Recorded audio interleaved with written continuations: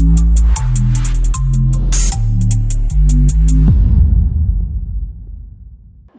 માર્કશીટથી યુનિવર્સિટીમાં મેળવ્યો પ્રવેશ. વિદ્યાર્થી 2 વર્ષ MBBSમાં ભણી લીધા બાદ 3જા વર્ષે પકડાયો. રાજ્યમાંથી વધુ એક નકલી માર્કશીટનું કૌભાંડ ઝડપાયું છે. સુરતની દક્ષિણ ગુજરાત વીર નર્મદ યુનિવર્સિટીમાં નકલી માર્કશીટ લઈ પ્રવેશ મેળવવાનું કૌભાંડ ઝડપાયું છે. અન્ય રાજ્યના બોર્ડની બોગસ માર્કશીટથી વીર નર્મદ દક્ષિણ ગુજરાત યુનિવર્સિટીમાં પ્રવેશ મેળવવાનું ખુલ્યું છે. છેલ્લા 3 વર્ષમાં વીર નર્મદ દક્ષિણ ગુજરાત યુનિવર્સિટીમાં 62 વિદ્યાર્થીઓએ બોગસ પ્રવેશ મેળવ્યા હતા.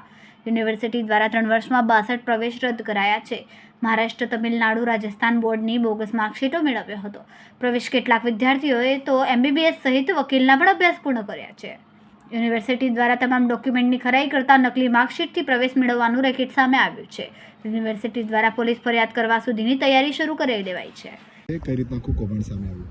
આપણી વીર નર્મદ દક્ષિણ ગુજરાત યુનિવર્સિટીમાં છેલ્લા 3 વર્ષથી academic bank credit, UID, UDIAS અને આધાર કાર્ડ આ 4 વસ્તુને એક સાથે ડેટાનો ઉપયોગ કરીને અને અમને મળેલા ઇનપુટ્સને આધારે તેમજ આપણે યુનિવર્સિટીમાં પ્રથમ સત્રની અંદર 70,000 કરતાં વધારે વિદ્યાર્થીઓ પ્રવેશ લેતા હોય છે, જેમાં 6,000 થી 7,000 કરતાં વધારે વિદ્યાર્થીઓ આપણી યુનિવર્સિટી કે ગુજરાત બોર્ડ સિવાયના અન્ય બોર્ડ કે અન્ય યુનિવર્સિટીના વિદ્યાર્થીઓ પ્રવેશ લેતા હોય છે, જેને યુનિવર્સિટી પોતાના ખર્ચે તે યુનિવર્સિટી પાસેથી અમે વેરીફાઈ કરાવતા હોય છે. એ વેરીફાઈને આધારે જે તે બોર્ડ કે જે તે યુનિવર્સિટી લેખિતમાં આપતું હોય છે કે આ અમારા બોર્ડની કે અમારી યુનિવર્સિટીની માર્કશીટ નથી. એને આધારે એવા કુલ 62 જેટલા વિદ્યાર્થીઓના પ્રવેશ થઈ ગયા હોય તો પ્રવેશ રદ કર્યા છે, માર્કશીટ રદ કરી છે.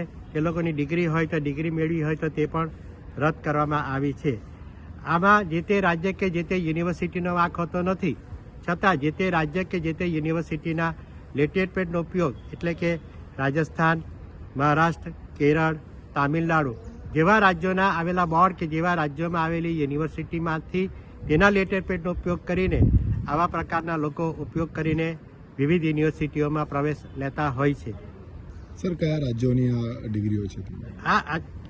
આ જે છે એ કેરળ, તામિલનાડુ, મહારાષ્ટ્ર અને રાજસ્થાનના આવેલા બોર્ડ અને યુનિવર્સિટીનો લેટર પેડનો ઉપયોગ કરીને એ રાજ્યોને કે જે તે યુનિવર્સિટીને પણ ખબર હોતી નથી, એનો એ લોકો ઉપયોગ કરીને આ પ્રકારના લોકો આ પ્રકારની માર્કશીટો બનાવીને વિવિધ યુનિવર્સિટીઓમાં પ્રવેશ લેતા હોય છે. કાયદાકીય કાર્યવાહી કરાશે. આમાં જેની અમને માહિતી મળે છે લિખિતમાં અથવા તો અમને શંકા જાય છે તેને અમે જે તે બોર્ડ કે જે તે યુનિવર્સિટીને લિખિતમાં આપી દેતા હોય છે કે આ ગુણાંકનની મેળવનાર વ્યક્તિ જે છે એની બેઝિક ડિટેલ આ છે, આપ પોલીસ કાર્યવાહી કરી શકો છો.